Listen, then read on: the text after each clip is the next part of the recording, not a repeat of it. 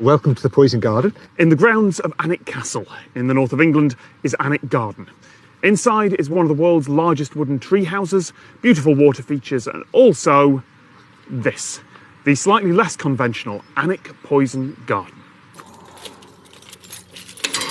All the plants in here have the ability to kill you, so you're not allowed to touch or smell or stand too close to them. Here we have Ricinus communis. You can, under laboratory environments, take out ricin. Ricin's the deadliest poison known to man. Tropobelladonna, deadly nightshade, a native plant to the UK. These flowers that you can see here will produce a black, grape-like berry.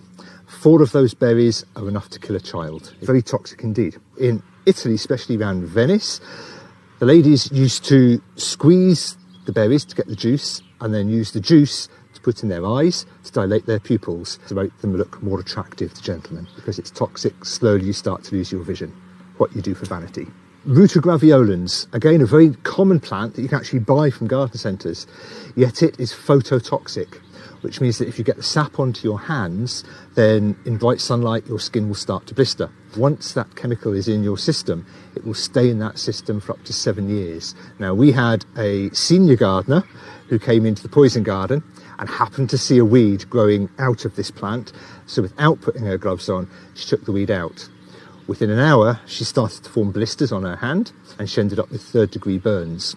This plant is called Aconitum nepalis. It's very common. It's often called monkshood. The whole of the plant is very toxic. 2 years ago, there was a head gardener down in Surrey who unfortunately was working with this plant, and he died a few days later, and they put that down to the toxins from the plant. Here we have a very common plant again. This is laurel, used often as hedging. The issue with laurel is that it will produce cyanide. And in fact, Victorians used to use leaves of these plants, cut in 2, popped in a jam jar with the butterflies that they'd captured, screw on the lid, and the butterfly would die naturally because of the cyanide poisoning. Now, this plant you can buy from garden centres, very common pot plant. It's called Brugmansia, and the whole of the plant is toxic.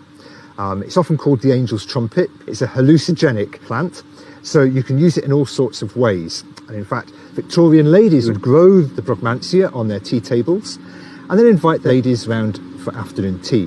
What they would then do is, in the teapot, shake some of the pollen, which would go into the tea, and then the ladies would start to loosen their tongue slightly and talk about all sorts of nonsense. We have a licence from the Home Office to grow cannabis. So we have it here in a cage. Obviously, it's a Class C drug. We use this plant to start to introduce to children all about the harmful effects of drugs. This is henbane. It produces very peculiar flowers that give off a very pungent scent.